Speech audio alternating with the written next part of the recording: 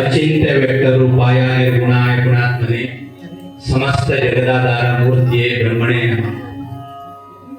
ಆರಾಧ್ಯ ದೈವ ಇಲ್ಲಿನ ಮಹಾವಿಷ್ಣುವಿಗೆ ನಮಸ್ಕರಿಸುತ್ತಾ ಪರಮ ಪೂಜ್ಯ ಶ್ರೀ ಶ್ರೀ ಶ್ರೀಮದ್ ಗಂಗಾಧರೇಂದ್ರ ಸರಸ್ವತಿ ಸ್ವಾಮಿಗಳವರನ್ನು ಶ್ರೀ ಶ್ರೀ ಶ್ರೀ ಆನಂದ ಬೋಧೇಂದ್ರ ಸರಸ್ವತಿ ಸ್ವಾಮಿಗಳವರನ್ನ ಮನಸ್ಸಸ್ಮರಿಸಿ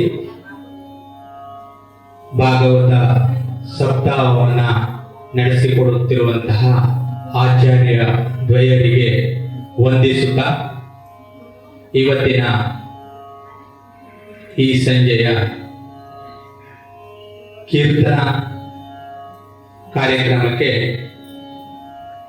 ಬೆಳ್ಳಿಮನೆಯ ಕುಟುಂಬದ ಪರವಾಗಿ ತಮ್ಮೆಲ್ಲರನ್ನ ಹೃದಯಪೂರ್ವಕವಾಗಿ ಸ್ವಾಗತಿಸ್ತಾ ಇದ್ದೇನೆ.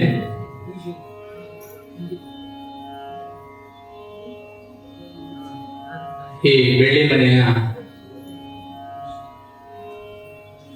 ಅನಂತ ಚಿಕ್ಕಪ್ಪನ ಮನೆಯವರು ಸತತ 4 ದಿವಸದಿಂದ ಅಂದರೆ ಒಂದು ವಾರದ ಈ ಭಾಗವತ ಸಪ್ತಾಹವನ್ನು ಇಟ್ಟುಕೊಂಡು ಇವತ್ತು 4ನೇ ದಿವಸ ತಾವೆಲ್ಲರೂ ಆಗಮಿಸಿದ್ದೀರಿ. ತಮ್ಮೆಲ್ಲರನ್ನ ಮತ್ತೊಮ್ಮೆ ಸ್ವಾಗತಿಸುತ್ತಾ ಇವತ್ತು ಕೀರ್ತನೆಯನ್ನ ನಡೆಸಿಕೊಡ್ಲಿಕ್ಕಿರುವಂಥವರು ಶಿವರಾಮ್ ಗಾಂವ್ಕರ್ ಕನಕನಹಳ್ಳಿ ಅವರು. ಇವರು ಹವ್ಯಾಸಿ ಕೀರ್ತನ ದಾಸರು. ಅವರು ಯಕ್ಷಗಾನ ಕಲಾವಿದರು ಹೌದು, ವಾಗ್ಮಿಗಳು ಹೌದು. ಹಾಗೇನೆ ನಮ್ಮ ಕಡೆಯಲ್ಲಿ ಅನ್ಯಾಯವನ್ನ ಕಂಡಾಗ ಎದುರಿಸಿ ಸಮರ್ಥ ನಾಯಕತ್ವವನ್ನು ವಹಿಸಿ ಹೋರಾಟಗಾರರು ಅಂತಾನೆ ಗುರುತಿಸಿಕೊಂಡವರು ಇವತ್ತು ನಮ್ಮ ಭಾಗ್ಯಕ್ಕೆ ಇಲ್ಲಿ ಒದಗಿದ್ದಾರೆ. ಅವರನ್ನು ಬೆಳ್ಳಿಮನೆಯವರ ಕುಟುಂಬದ ಪರವಾಗಿ ಮತ್ತು ನಮ್ಮೆಲ್ಲರ ಪರವಾಗಿ ಪ್ರೀತಿಪೂರ್ವಕವಾಗಿ ಸ್ವಾಗತಿಸ್ತಾ ಇದ್ದೇನೆ. ಹಾಗೇನೆ ಅದು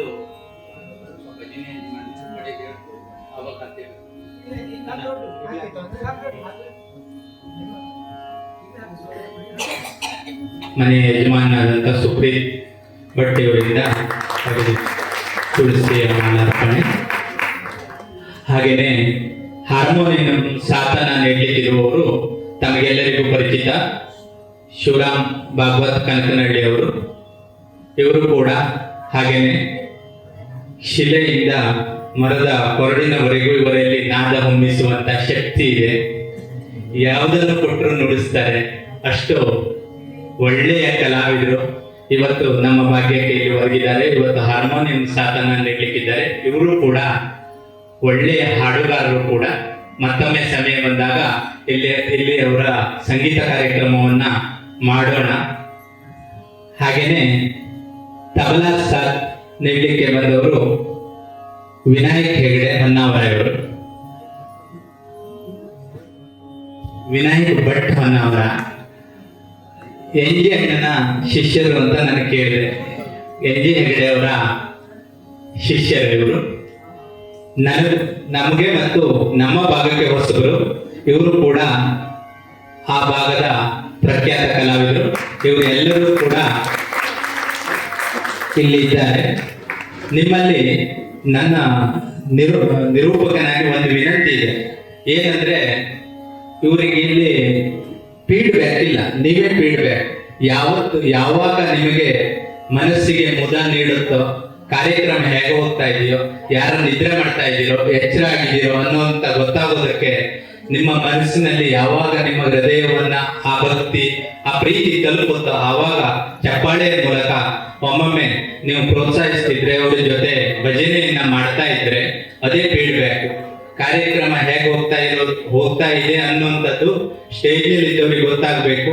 ನಾವು ಕೊಟ್ಟ ವ್ಯವಸ್ಥೆಯಲ್ಲಿ ಅವರು ಕಾರ್ಯಕ್ರಮ ಚೆನ್ನಾಗಿ ಮೂಡ್ ಬರಬೇಕು ಅಂದ್ರೆ ಹಾಗೆ ತಮ್ಮ ಸಹಕಾರ ಕೂಡ ಅತ್ಯಮೂಲ್ಯ. ನಿಮ್ಮ ಮೊಬೈಲ್ ಅನ್ನ ಇದ್ದರೆ ಸೈಲೆಂಟ್ ಮಾಡಿ ಇಟ್ಕೊಳ್ಳಿ. ಈಗ ಕಾರ್ಯಕ್ರಮಕ್ಕಾಗಿ ದಾಸರಿಗೆ ವೇದಿಕೆ.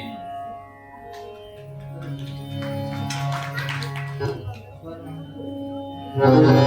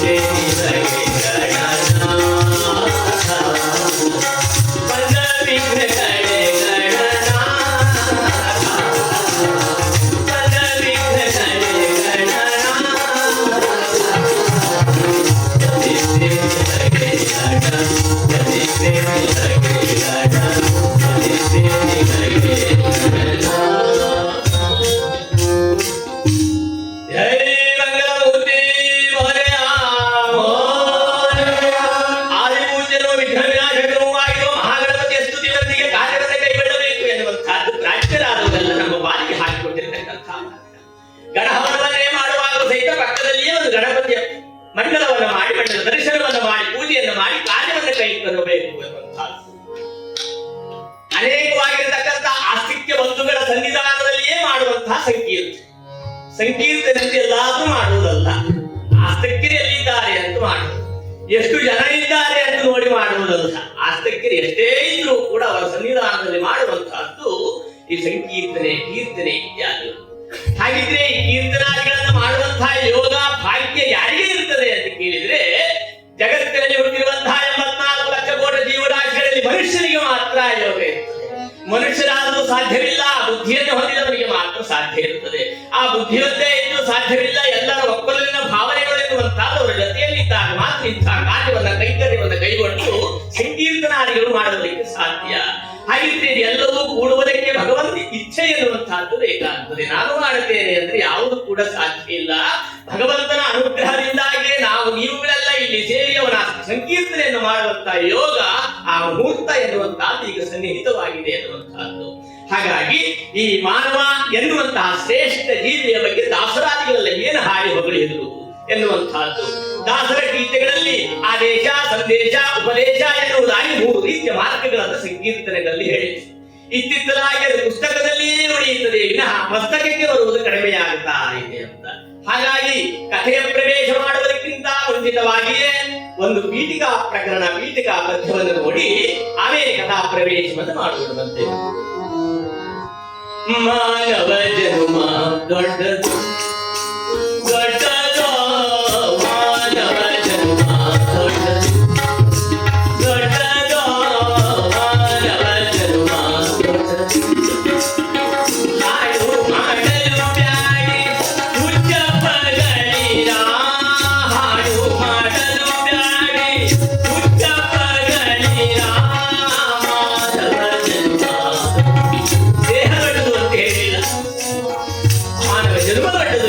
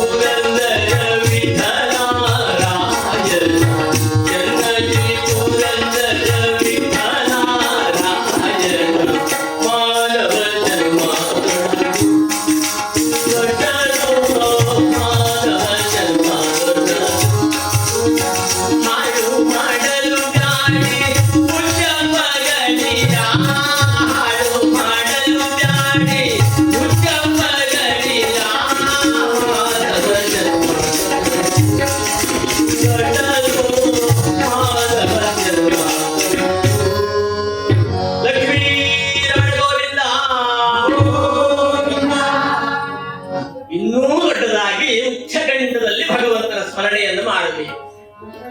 ಕೀರ್ತನೆ ಸಂಕೀರ್ತನೆ ಎನ್ನುವುದು ಜೊತೆಯಾಗಿ ಮಾಡುವಂತಹದ್ದು. ಕೀರ್ತನೆ ಅಂದ್ರೆ ಗುತ್ತಿಗೆ ತಕೊಂಡು ಕೆಲಸ ಮಾಡುವ ಹಾಗೆ, ಸಂಕೀರ್ತನೆ ಅಂದ್ರೆ ಆ ಅಮೃತ ಪಾನ ಎಲ್ಲರೂ ಮಾಡಬೇಕು. ರುಚಿ ಹೇಗಿದೆ ಅಂತಲ್ಲ, ಭಗವಂತನ ನಾಮದ ಅಮೃತ ಪಾನವನ್ನು ಮಾಡಿದ ಹಾಗೆ ಮನಸ್ಸು ಶುದ್ಧವಾಗುತ್ತಾ ಸಾಗುತ್ತದೆ, ಭಗವಂತನೆಡೆಗೆ ಹೋಗುವುದಕ್ಕೆ ಮೂಲ ಕಾರಣವಾಗುತ್ತದೆ ಅಂತ. ಲಕ್ಷ್ಮೀ ರಮಣ ಗೋವಿಂದ ಇಷ್ಟು ಬೇಕು. ಯಾಕೆ ಹೇಳುವುದು? ಎಲ್ಲೋ ಕ್ರಿಕೆಟ್ ಆಡ್ತಾ ಇರ್ತಾರೆ, ಅವರು ಅಲ್ಲಿ ಸಿಕ್ಸರ್ ಹೊಡೆಯೋದು, ಈ ಮನೆಯನ್ನು ನೋಡಬೇಕು ಬೊಬ್ಬೆ, 2 ಜನ ಇದ್ರು ಸಾಕು, ಹೊಂಚಿ ಹಾರವಾಗಿರುತ್ತದೆ. ಭಗವಂತನ ನಾಮ ಹೇಳುವಾಗ ನಮ್ಗೆ ನಾಚಿಕೆ ಆಗ್ತದೆ. ನಾಚಿಕೆ ಪಡಬೇಕಾದದ್ದಿಲ್ಲ. ನಮ್ಮೆಲ್ಲರ ತಂದೆ ಆ ಭಗವಂತ, ತಂದೆಯನ್ನ ಕರೆಯುವ ಯಾಕೆ ನಾಚಿಕೆ ಬೇಕು? ಕಣ್ಣು, ಕೈ, ಕಾಲು, ಕಿವಿ, ಪಂಚೇಂದ್ರಿಯಗಳು, ಕರ್ಮೇಂದ್ರಿಯಗಳು, ಜ್ಞಾನೇಂದ್ರಿಯ ಜೊತೆಯಲ್ಲಿ ಬುದ್ಧಿ ಎನ್ನುವ ವೈಶಿಷ್ಟ್ಯವನ್ನು ಭಗವಂತ ನಮ್ಮ ಪಾಲಿಗೆ ಕೊಟ್ಟದ್ದರ ಪರಿಣಾಮವಾಗಿ ಸದುಪಯೋಗ ಮಾಡಿದ್ರೆ ಈ ರೀತಿ ಹೋಗಬಹುದು, ದುರುಪಯೋಗ ಮಾಡಿದ್ರೆ ಪ್ರಪಂಚದಲ್ಲಿ ಎಲ್ಲೋ ಸಾಗಬಹುದು. ಅಹಂಕಾರ ಎನ್ನುವಂತಹದ್ದು ಮಾನವನಿಗೆ ಚಳವಾಗಿ ಬರುವಂತಹದ್ದು. ಒಂದು ಬಾರಿ ನಾಲಿಗೆಗೂ ಹಲ್ಲಿಗೂ ಜಗಳ, ನಾನು ಹೆಚ್ಚು ಅಹಂಕಾರ ಶುರುವಾದದ್ದೇ ಅಲ್ಲಿಂದ. ಆಮೇಲೆ ನಾಲಿಗೆ ಹೆದರ್ಕೊಳ್ತು ಹಲ್ಲಿಗೆ, ಎಲ್ಲಾದ್ರೂ ಕಚ್ಚಿ ಬಿಟ್ರೆ ಅಂತ ಸುಮ್ಮನೆ ಉಳ್ಕೊಳ್ತು. ಆ ದಿವಸ ನೀನೇ ದೊಡ್ಡವನಪ್ಪ ಅಂತ. ದಿವಸ ಕಳೆಯಿತು. ಒಂದು ದಿವಸ ಹೀಗೆ ಮಾರ್ಕೆಟ್ ಅಲ್ಲಿ ಸಾಗ್ತಾ ಇದ್ದ, ಎದುರುಗಡೆಯಿಂದ ಒಬ್ಬ ಧಾಂಟಿಗ ಹುಬ್ಬ ಬರ್ತಾ ಇತ್ತು. ನಾಲಿಗೆ ಅನಿಸ್ತು, ಇವತ್ತೇನಾದ್ರೂ ಹಲ್ಲಿಗೆ ಬುದ್ಧಿ ಕಲಿಸಬೇಕು ಅಂತ ಹೇಳಿ ಬರುವ ಧಾಂಟಿಗನಿಗೆ ಬಾಯಿಗೆ ಬಂದದ್ದು ಬಾರದೇ ಇರುವ ಕೆಟ್ಟ ಶಬ್ದಗಳಿಂದ ಬೈಯುವುದಕ್ಕೆ ಪ್ರಾರಂಭ. ಎದುರಿಗಿದ್ದ ಧಾಂಡಿಗ ಹುಂಬ ಕೆಟ್ಟದು ಒಂದು ಕಪಾಳ ಪಟಪಟ ಅಂತ 4 ಹಲ್ಲು ಬಿತ್ತು. ಉಳಿದ ಹಲ್ಲಲ್ಲಿ ನಾಲಿಗೆ ಕೇಳದಂತೆ, ನೀನು ಹೆಚ್ಚು ನಾನು ಹೆಚ್ಚು, ಅಪ್ಪ ನೀನೇ ಹೆಚ್ಚಪ್ಪ, ನೀನು ಮೃದುವಾಗಿದೆಯಾ ಅಂತ ನೀನೇ ಕನಿಷ್ಠ, ನಾನು ಗಟ್ಟಿಯಿಂದಲೇ ಹೆಚ್ಚು ಅಂತ ಭಾವಿಸಿಕೊಂಡಿದ್ದೆ ಅಂತೆ. ಆವಾಗ ನಾಲಿಗೆ ಹೇಳಿತು, ನಾನು ಮೃದು ಇದ್ದೇನೆ ಅಷ್ಟಕ್ಕೆ ಅಲ್ಲ, ನಾಲಿಗೆ ಎನ್ನುವಂತಹದ್ದು ಹುಟ್ಟುವಾಗಲೇ ಒಂದದ್ದು ದೇಹದ ಜೊತೆಯಲ್ಲಿ. ಹಲ್ಲು ಎನ್ನುವುದು ಹುಟ್ಟಿ ವರ್ಷಗಳ ನಂತರ ಬಂದದ್ದು. ಆ ಹಲ್ಲು ಸಾಯುವುದಕ್ಕಿಂತ 10 ವರ್ಷಗಳ ಮೊದಲೇ ಬೀಳುವುದಕ್ಕೆ ಪ್ರಾರಂಭ. ಈಗ 90 ಆದ್ರೂ ಬೀಳುವುದಿಲ್ಲ, ಯಾಕೆ ಕಟ್ಟಿಸಿದ ಹಲ್ಲು ಇರ್ತದೆ ಹಾಗಾಗಿ. ಆದ್ರೆ ನಮ್ಮ ಜೊತೆಯಲ್ಲಿ ಹುಟ್ಟಿದ ಹಲ್ಲೆಲ್ಲ ಬಿದ್ದು ಹೋಗುತ್ತದೆ. ಸಾಯುವವರೆಗೆ ಚಿತೇರುವ ಪರ್ಯಂತರವಾಗಿಯೂ ನಾಲಿಗೆ ಆದ ನಾನು ನಿನ್ನ ಜೊತೆಯಲ್ಲಿ ಇರ್ತೀನಪ್ಪ. ಯಾಕೆ ಭಗವಂತ ಹುಟ್ಟಿನಿಂದ ಸಾಯುವ ಪರ್ಯಂತರವಾಗಿಯೂ ನಾಲಿಗೆನ ನಮ್ಮ ಜೊತೆಯಲ್ಲಿ ಕೊಟ್ಟ ಅಂತಂದ್ರೆ, ಕೊನೆಯವರೆಗೂ ಮೋಕ್ಷಕ್ಕೆ ಕಾರಣವಾಗಿರುವ ಭಗವಂತನ ಧ್ಯಾನವನ್ನು ನಿರಂತರವಾಗಿ ಮಾಡುವನವೇ ಅಂತ ಕೊಟ್ಟ. ಎಲ್ಲ ಇಂದ್ರಿಯಗಳಿಗೆ ಒಂದೊಂದೇ ಕೆಲಸ ಆದ್ರೆ ನಾಲಿಗೆಗೆ 2, ಒಂದು ಮಾತಾಡುವುದು, ಒಂದು ರುಚಿ ನೋಡು. 2 ಹೆಚ್ಚಾದ್ರೂ ಅಪಾಯವೇ. ರುಚಿ ಹೆಚ್ಚಾಯ್ತು ಅಂತ ಹೆಚ್ಚಿದ್ದು ಆರೋಗ್ಯ ಕೆಡುತ್ತದೆ. ನಾಲಿಗೆ ಇದೆ ಅಂತ ಬಾರದಿಂದ ಶಬ್ದವನ್ನು ಆಡಿದನು, ಅದು ಜಗಳಕ್ಕೆ ಕಾರಣವಾಗ್ತದೆ. ಕಣ್ಣು, ಕೈ, ಕಾಲು, ಕಿವಿ, ನಾಲಿಗೆ, ಮಣ್ಣ ಮೂರ್ತಿ ಮರುಳಾಗುತ್ತಿದೆ, ಮಣ್ಣ ಮೂರ್ತಿ ಮರುಳಾಗುತ್ತಿದೆ, ಎನ್ನುವ ಹೀಗಾಗಿ ಹರಿಯ ನಾಮಾಮೃತ ಸುಂದರೇ ಉಪವಾಸ ಇರುವರೆ ಗೋಡೆ, ಸುಂದರೇ ಉಪವಾಸ ಇರುವರೆ ಗೋಡೆ,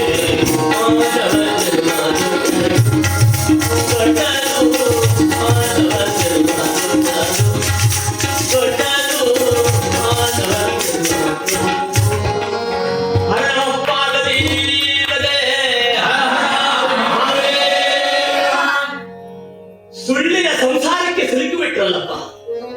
ಕಾಲನೆಲ್ಲುವುದನ್ನು ಪಾಶವ ಹಾಗೆ ಎಳೆದೊಯ್ಯುವಾಗ ಸ್ವಲ್ಪ ನಿಲ್ಲು, ಮಗನ ಮದುವೆ ಮಾಡಿ ಬರ್ತೇನೆ ಎಂದು ಕೇಳೋದಿಲ್ಲ, ಮನೆ ಅರ್ಧಕ್ಕೆ ನಿಂತಿದೆ ಎಂದು ಕೇಳೋದಿಲ್ಲ. ಯಾವ ಕ್ಷಣದಲ್ಲಿ ನಿನ್ನ ಆಯುಷ್ಯ ಎನ್ನುವುದು ತೀರುತ್ತದೋ ಮುಗಿದು ಹೋಯಿತು. ಮೃತ್ಯುತಾಂ ಬಂದು ಮೋಹಿನಿಯ ರೂಪದಿ ನಿನ್ನ ಚಿತ್ತವನ್ನು ಅಪಹರಿಸಿ ನೆತ್ತರನ್ನು ವಸಿದು ನಿತ್ಯ ನಿನ್ನ ಸುಮಲಮಲವ ಶೀರುತ್ತಲಿ ಹೊತ್ತೆಯಲ್ಲಿ ಹೊರಟಿ ಬಲ ಮಂಕುತಿಮ್ಮ. ಮೃತ್ಯು ಎನ್ನುವುದು ನಮ್ಮ ಜೊತೆಯಲ್ಲಿ ಮೋಹಿನಿಯ ರೂಪದಿಂದ ಇದ್ದು ಪ್ರತಿ ಕ್ಷಣವೂ ನಮ್ಮ ರಕ್ತವನ್ನು ಹೀರ್ತಾ ನಮ್ಮನ್ನು ಆಕ್ರಮಿಸಿಕೊಳ್ಳಲು. ಈ ಸಂಸಾರದಲ್ಲಿ ಏನೋ ಇದೆ ಅಂತಲೇ ನಾವು ನಿರಂತರ ಈಜ್ತಾ ಇರ್ತೇವೆ. ಏನೂ ಇಲ್ಲ ಅಂತ ದಾಸರಾದಿಗಳು ಶರಣರಾದಿಗಳು ಹೇಳಿದ್ರು ನಮ್ಮ ಅನುಭವಕ್ಕೆ ಬರುವುದಿಲ್ಲ. ಇನ್ನೂ ಏನೋ ಉಂಟು ಅಂತ ಸಾಕು.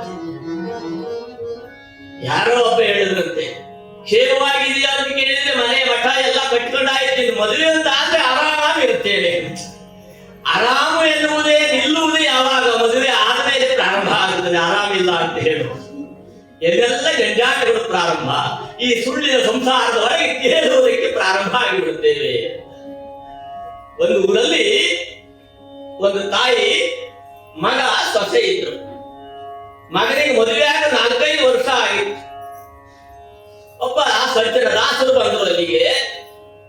ನಿಮಗೆ ಮೋಕ್ಷಕ್ಕೆ ನಾವು ಕರ್ಕೊಂಡು ಹೋಗ್ತೇವೆ, ಸ್ವರ್ಗಕ್ಕೆ ಕರ್ಕೊಂಡು ಹೋಗ್ತೇವೆ, ಯಾರು ಬರ್ತೀರಿ ಅಂತ ಕೇಳಿ. ಸ್ವರ್ಗ ಅಂದಾಗ ಅತ್ತೆ ಸೊಸೆ ಎರಡೂ ಕೈ ಎತ್ತಿದ್ರು. ಮಗ ಕೈ ಎತ್ತಲಿಲ್ಲ. ಅಪ್ಪ ನೀನ್ ಯಾಕೆ ಕೈ ಎತ್ತಲಿಲ್ವೋ? ಇವ್ರು ಇಬ್ರು ಹೋದ್ರೆ ಇದೇ ಸ್ವರ್ಗ ಆಗ್ತದೆ, ಮತ್ತೆ ಎಲ್ಲಿದೆ ಸ್ವರ್ಗ? ಇದು ಸಂಸಾರವೇ? ಹಾಗಾಗಿ ಇದು ಸುಳ್ಳಿನ ಸಂಸಾರವಪ್ಪ. ನಿನ್ನನ್ನೇ ಎತ್ತಿದ್ದವರು ಯಾರೂ ಇಲ್ಲ. ಮಹಾರಾಷ್ಟ್ರದಲ್ಲಿ ಸ್ವಾಮಿ ರಾಮತೀರ್ಥ ಸಂಚಾರವನ್ನು ಮಾಡ್ತಾ ಮಾಡ್ತಾ ಮಾಡ್ತಾ ಒಬ್ಬ ಶ್ರೀಮಂತರ ಮನೆ ಎದುರಿಗೆ ಬಂದು ನಿಂತಂತೆ. ಕ್ಷೇಮವೇ ಅಂತ ಕೇಳಿದಾಗ ನನ್ನಷ್ಟು ಕ್ಷೇಮ ಏನಿಲ್ಲ, ನನಗಾಗಿ ನನ್ನ ಹೆಂಡತಿ ಮಕ್ಕಳು ಆಡು ಕಾರು ಬಂಗಲೆ ಹಣ ಏನೆಲ್ಲ ಇದೆಯಪ್ಪ, ನಾನು ಆರಾಮಿದ್ದೀನಿ. ಅವರು ಆನಂದಿಗಾಗಿ ಅಲ್ಲ, ಅವರಿಗಾಗಿ ನೀನು ಬದುಕಿದೆಯಾ? ಇಲ್ಲ, ನನಗಾಗಿ ಅವರು ವಾದ ಆಯ್ತು. ಹಾಗೆ ಒಂದು ನಾಟಕ ಮಾಡಬೇಕು. ಏನು ನೀನು ಸತ್ತವರ ಹಾಗೆ ನಟನೆಯನ್ನು ಮಾಡು ಆಯ್ತು ಅಂತ ಶ್ರೀಮಂತ ಬಿದ್ದ. ಬಾಯಲ್ಲೆಲ್ಲ ನೊರೆ ಬಂತು. ಅಲ್ಲೆಲ್ಲೋ ಇದು ಹೆಂಡತಿ ಬಂದು ಅಡುವುದಕ್ಕೆ, ಸ್ವಾಮಿ ನೀವು ನನ್ನ ಬಿಟ್ಟು ಹೋದ್ರೆ ಇದು ನನಗಾರಗತಿ, ಇವ ಹೋದ ಅಂತ ಚಿಂತೆ ಅಲ್ಲ ನನಗಾರಗತಿ ಅಂತ ಹೆಂಡತಿ ಚಿಂತೆ. ಅಲ್ಲೆಲ್ಲೋ ಇದ್ದ 2 ಜನ ಮಕ್ಕಳು ಬಂದ್ರು. ಅಪ್ಪ ನೀನು ಇಷ್ಟು ಬೇಗ ಹೋಗ್ಬಿಟ್ಟು ನನಗೆ ಇನ್ನೂ ಮದುವೆ ಮಾಡೋದ್ರೆ ಯಾರು? ಮಗನಿಗೆ ಮದುವೆ ಚಿಂತೆ. ಹೀಗೆಲ್ಲ ಬಂದು ಅಳುವುದಕ್ಕೆ ಪ್ರಾರಂಭ. ಮರೆಯಲ್ಲೇ ನಿಂತ ರಾಮತೀರ್ಥ ಬಂದು, ಏನಾಯ್ತು ಏನು? ನಮ್ಮ ಯಜಮಾನ ತೀರ್ಕೊಂಡಿತ್ತು. ಇಷ್ಟೇ ತಾನೇ, ಅವರನ್ನ ಬದುಕಿಸುವ ಮಂತ್ರ ನನ್ನಲ್ಲುಂಟು, ಒಂದಿಷ್ಟು ಗೋಕ್ಷೀರವನ್ನು ತೆಗೆದುಕೊಂಡು ಬಾ ಅಂತ ಒಡಲು ಹೇಳಿದಾಗ ಆಗ ತಾನೇ ಒಟ್ಟಿಗೆ ಹೋಗಿ ಆಕಳನ್ನು ಕರೆದು ಆಕಳ ಹಾಲಿಗೆ ಸಕ್ಕರೆಯನ್ನು ಕೇಸರಿಯನ್ನು ಹಾಕಿ ತಂದು ರಾಮತೀರ್ಥ ಕೈಯಲ್ಲಿ ಅದನ್ನೆಲ್ಲ ಅಭಿಮಂತ್ರಿಸಿ ಈ ತಾಯಿ ಕೈಯಲ್ಲಿ ಕೊಟ್ಟು, ಅಮ್ಮ ಈ ಹಾಲನ್ನು ನೀನು ಕುಡಿದ್ರೆ ನೀನು ಯಜಮಾನರು ಬದುಕ್ತಾರೆ, ಬಹಳ ಸಂತೋಷ, ಇವಳೇ ಮಾಡ್ಕೊಂಡು ಬಂದ ಹಾಲು ಕುಡಿಬೇಕು ಅಂತ ಹೋದಾಗ ಒಂದು ಹೇಳೋದಕ್ಕೆ ಬರ್ತಿದ್ದೆ, ಈ ಹಾಲನ್ನು ಯಾರು ಕುಡಿತಾರೋ ಅವರ ಆಯುಷ್ಯ ಎನ್ನುವುದು ಅವರಿಗೆ ಹೋಗುತ್ತದೆ, ಇವರು ಸಾಯ್ತಾರೆ ಎಂದಾಗ ತಾಯಿ ಕೈಯಲ್ಲಿದ್ದ ಹಾಲು ಅಲ್ಲೇ ನಿಂತ್ಕೊಳ್ತು. ಸ್ವಾಮಿ, ಮಕ್ಕಳು ಯಾವಾಗ ಅನಾಥ ಆಗೋದು ತಾಯಿ ಇದ್ದಿದ್ರೆ ಮಾತ್ರ, ತಂದೆ ಇಲ್ಲ ಅಂದ್ರೆ ಅನಾಥರಾಗುವುದಿಲ್ಲ. 2 ಜನ ಮಕ್ಕಳಿಗೆ ಮದುವೆ ಆಗಲಿಲ್ಲ, ಅದು ಕಾಡ್ಬೇಕಾದ ಗಂಡ ಆಯ್ತು, 60 ವರ್ಷ ಆಯ್ತು, ಹೋದ್ರೆ ಇನ್ನೇನು ಮಾಡ್ಲಿಕ್ಕೆ ಆಗ್ತದೆ. ಟೇಬಲ್ ಮೇಲೆ ಹಾಲಿಟ್ಟೆ. ಹಿರಿಯ ಮಗನ ಕಾದು ನೀನಾದ್ರೂ ನೋಡು ಅಂತೇಳಿ ಅವ ಹೇಳಿದ, ನನ್ನ ಅಪ್ಪನಿಗಾದ್ರೆ ಮದುವೆ ಸಂಸಾರ ಎಲ್ಲ ಸುಖ ಕಂಡಾಗಿದೆ, ಇನ್ನು ಮದುವೆ ಆಗಲಿಲ್ಲ, ಇನ್ನು ಹೋದ್ರೆ ಇನ್ನೇನು ಮಾಡ್ಲಿಕ್ಕೆ ಆಗ್ತದೆ. ತಮ್ಮನಿಗೆ ಕೇಳಿದ್ರೆ ಅಣ್ಣನಿಗೆ ಬಾರದಿದ್ದ ನನಗೆ ಆಗಬೇಕು ಅಂತ ತಮ್ಮ ದೂರ ಹೋಗ್ಬಿಟ್ಟು ಮನೆಯಲ್ಲಿ ದೊಡ್ಡ ನಾಯಿ ಸಾಕಿ ಈ ಹಾಲನ್ನ ಪ್ರೀತಿಯಿಂದ ತಕೊಂಡು ಹೊರಗೆ ಹಾಕಿದ್ರೆ ನಾಯಿಗೂ ಅನುಮಾನ, ಯಾವತ್ತೂ ಕೂಡ ಇಷ್ಟು ಪ್ರೀತಿಯಿಂದ ಹಾಲು ಹಾಕದೇ ಇವತ್ತೇ ಹಾಕಿದ್ರು ನಾಯಿ ಕುಡಿಲಿ. ಆಗ ರಾಮಚಂದ್ರಪ್ಪ ಏನು ಎದ್ದ, ನಿನಗಾಗಿ ಯಾರಿದ್ದಾರೆ? ನಿನ್ನ ಹೆಂಡತಿಯೇ, ನಿನ್ನ ಮಕ್ಕಳೇ, ಬೇಡ ನೀನ್ ಪ್ರೀತಿಯಿಂದ ಸಾಕಿದ್ರೆ ನಾಯಿಯಾದ್ರೂ ನಿನ್ ಜೊತೆ ಇದು ನೋಡು ಅಂತಂದಾಗ ಅವರಿಗೆ ಅರ್ಥ ಆಯ್ತು. ರಾಮತೀರ್ಥರ ಜೊತೆಯಲ್ಲಿ ಹೀಗೆ ಧರ್ಮ ಪ್ರಚಾರಕ್ಕಾಗಿ ಸಂಸಾರದಲ್ಲಿ ಏನಿಲ್ಲ ಅಂತ ಹೇಳುವುದಕ್ಕೆ ಸಾಗುತ್ತಾ ಇದ್ದಾರೆ.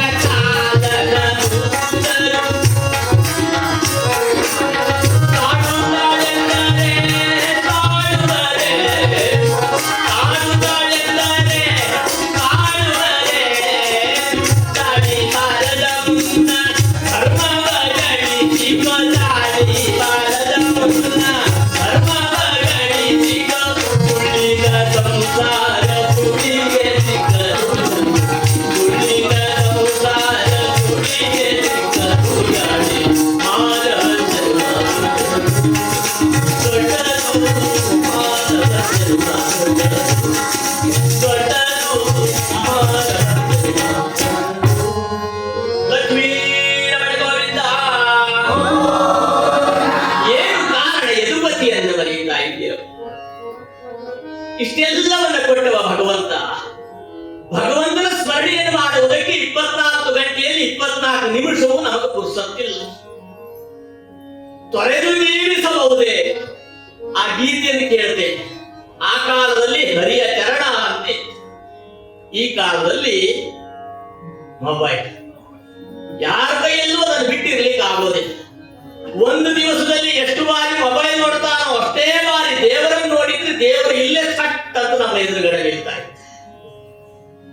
ನನ್ನಾದಿಯಾಗಿ ನಾನು ಹೇಳ್ಕೊಳ್ಳು, ನಾವೆಲ್ಲ ಕಾಲಾಧೀನ ಅಲ್ಲ, ಮೊಬೈಲ್ ಅಧೀನ ಆಗ್ತಾ ಇದ್ದೀವಿ.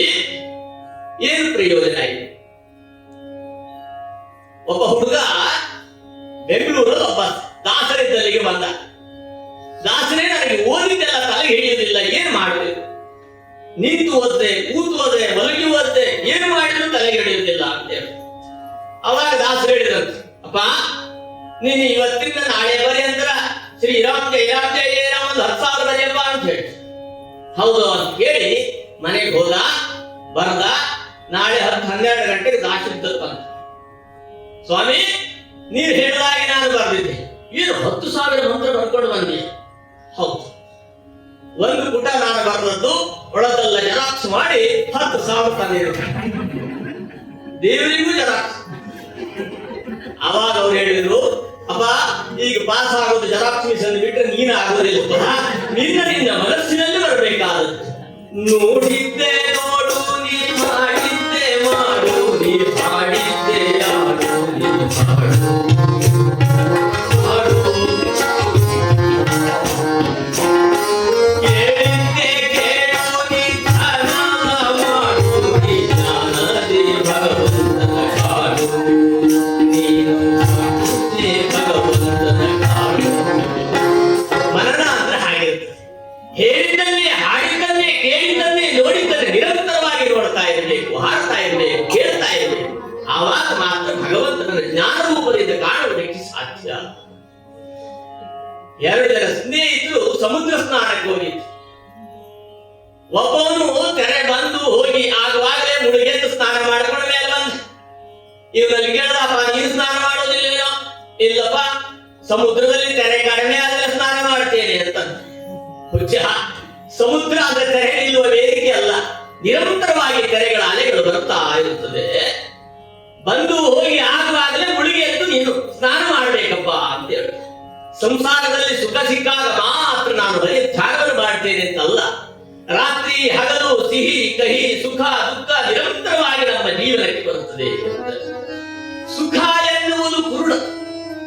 ಆ ಕುರುಡನನ್ನು ಹಿಡಿದುಕೊಂಡು ದುಃಖ ಎನ್ನುವ ಕಣ್ಣು ಕಾಣುವ ಹೆಗಲೇ ಕೂತ್ಕೊಂಡು ಬರ್ತಾರಂತೆ. ಇಬ್ರು ಸ್ನೇಹಿತರೆ, ಸುಖ ದುಃಖ ಎರಡೂ ಸ್ನೇಹಿತರೆ. ಆ ಸುಖಕ್ಕೆ ಕಣ್ಣಿಲ್ಲ. ನಂದು ನೋಡಿ, ಸುಖ ಒಂದು ಸಿಗ್ತಾವ, ಇನ್ನೊಂದು ಸಿಗ್ತಾವ, ಮತ್ತೊಂದು. ಈ ದುಃಖಕ್ಕೆ ಕಣ್ಣಿದೆ. ದುಃಖ ಬಂದಾಗ, ಕಷ್ಟ ಬಂದಾಗ ಭಗವಂತನಡೆಗೆ ನಾವು ಸಾಗುತ್ತೇವೆ. ಹಾಗಾಗಿ ಆ ಸ್ನೇಹಿತರನ್ನೆಲ್ಲ ಬಿಟ್ಟು ಒಬ್ಬನೇ ಬಾರೋ ಅಂದ್ರೆ ಅವ್ರು ಯಾರು ಬರೋದಿಲ್ಲ, ಇಬ್ಬರು ಬರ್ತಾರೆ. ಹಾಗಾಗಿ ಏನು ಕಾರಣ ಎಂದು ಪತಿಯನ್ನೇ ಮರೆತಿರಿ, ಏನು ಕಾರಣ ಎಂದು ಪತಿಯನ್ನೇ ಮರೆತಿರಿ, ಧನಧಾನ್ಯ ಪುತ್ರರು ಸಾಯುವರೆ, ಧನಧಾನ್ಯ ಪುತ್ರರು ಇನ್ನಾದರೂ ಏಕೋ ಭಾವನೆ ಭಜಿಸಿರೋ, ಇನ್ನಾದರೂ ಏಕೋ ಭಾವನೆ ಭಜಿಸಿರೋ, ಜಗತಿ ಪುರಂದರ ವಿಠಲನ.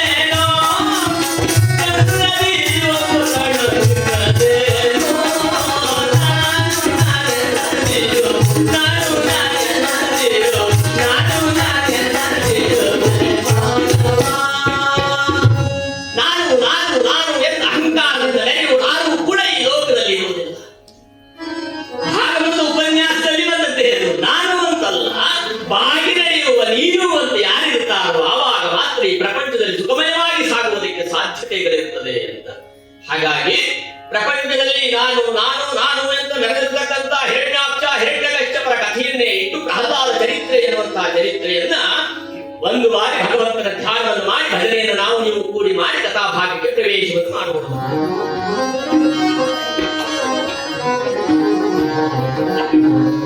ಹರಿಮಣ ತುಮಿ ಗೋವಿಂದ ಮಣ ತುಮಿ ಗೋಪಾಲ ಮಣ ತುಮಿ ನಾರಾಯಣ.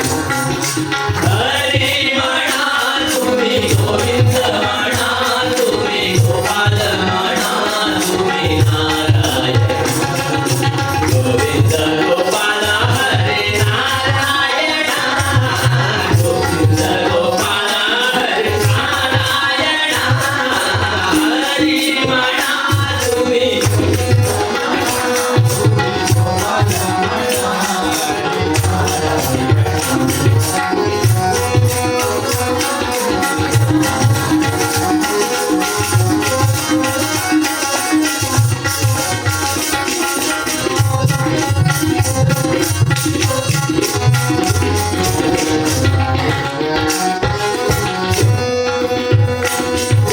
ಜಗದೀಶಮಣ ಈಶಮಣ ಜಗದೀಶಮಣ ಸರ್ವೇಶಮಣ ಪರಮೇಶಮಣ ಸರ್ವೇಶಮಣ ಪರಮೇಶಮಣ. ಹರಿಮಣ ತುಮಿ ಗೋವಿಂದಮಣ ತುಮಿ ಗೋಪಾಲಮಣ ತುಮಿ ನಾರಾಯಣ.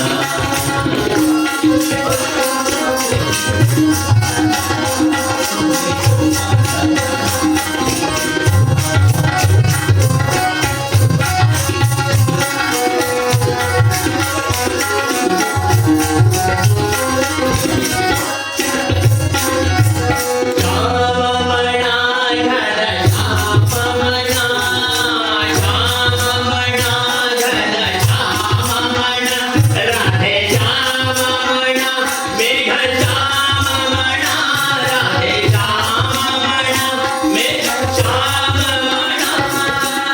ಹರಿಮಣ ತುಮಿ ಗೋವಿಂದಮಣ ತುಮಿ ಗೋಪಾಲಮಣ ತುಮಿ ನಾರಾಯಣ ತುಮಿ ನಾರಾಯಣ.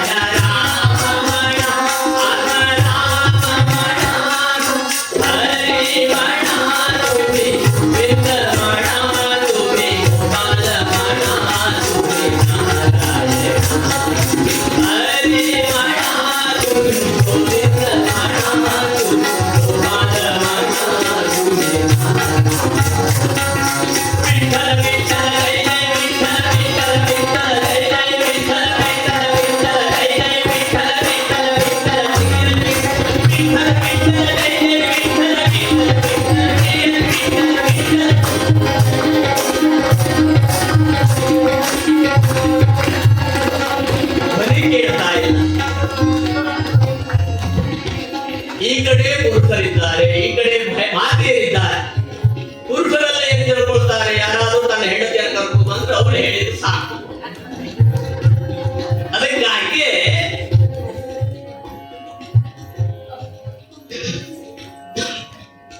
ಒಬ್ಬ ದಾಸರು ಒಂದು ಮಾತನ್ನು ಹೇಳಿದ್ರು. ಗಂಡ ಮಾಡಿದ ಪುಣ್ಯ ಹೆಂಡತಿಗೆ ಸಮಪಾಲು, ಗಂಡ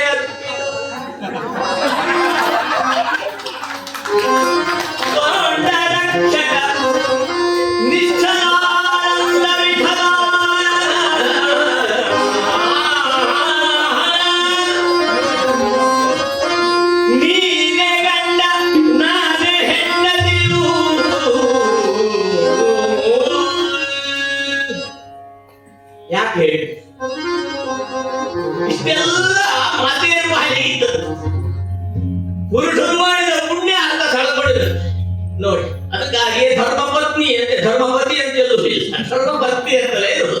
ನಾವು ಯಾವುದೇ ಪೂಜೆ ಪುರಸ್ಕಾರಗಳು ದಾನ ಮಾಡುವಾಗ ಹಿಂದ್ಗಡೆ ಬಂದಿಲ್ಲ ನೋಡ್ಕೊಂಡು ಮಾಡಿದ್ದೆಲ್ಲ ಅರ್ಥ ಹೋಗುತ್ತಾ ಇರ್ತದೆ ಅವ್ರ ಅಕೌಂಟಿಗೆ.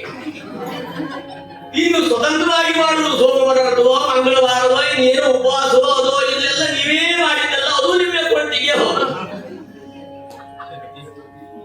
ನಿಮಗೆ ಗೊತ್ತಿಲ್ಲದ್ರೆ ಪತಿಯೆಲ್ಲ ಅವರು ಪಾಪ ಮಾಡಿದ್ದಿದ್ರು ಅದ್ರ ಪಾಪ ಕೊಡ್ತಿರೋ ಅದು ನಮ್ಗೆ ಸಂಬಂಧ ಇಲ್ಲ.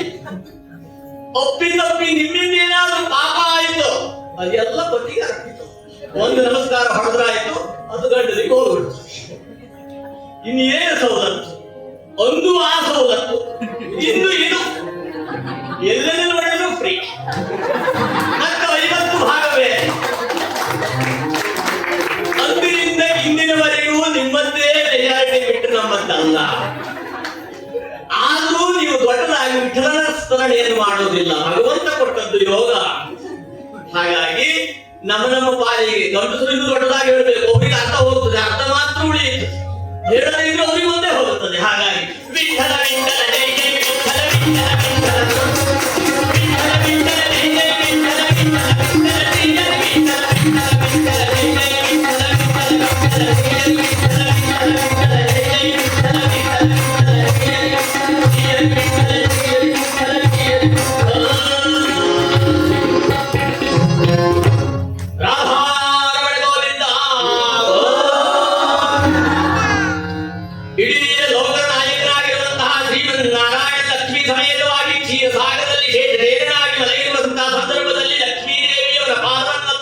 ನಿಂತಿರುವಾಗ 7 ದ್ವಾರಗಳನ್ನು ಹೊಂದಿದೆ. ಆ ದ್ವಾರಪಾಲಕರಾಗಿ ಜಯವಿಜಯರು ಎನ್ನುವಂಥವರು ನಿಂತಿದ್ದಾರೆ.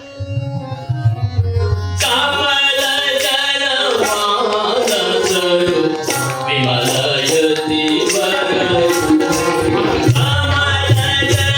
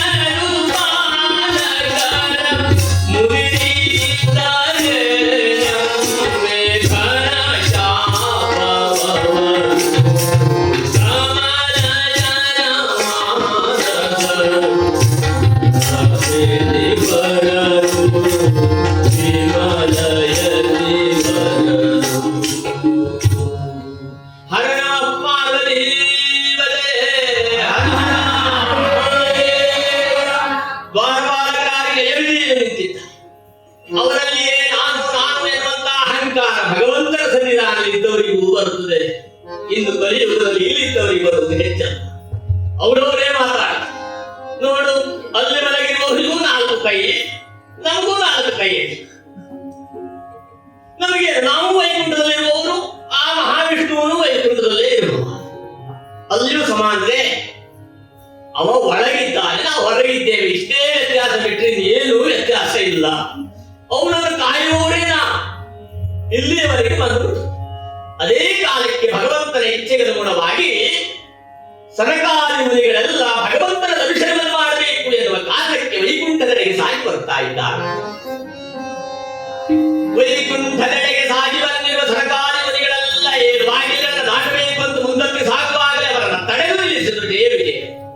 ಅವರು ಹೇಳಪ್ಪ, ನಾವು ಭಗವಂತನ ಭಕ್ತರು, ಭಗವಂತನನ್ನ ಹೃದಯದಲ್ಲಿ ಆರಾಧನೆಯನ್ನು ಮಾಡಬಹುದು.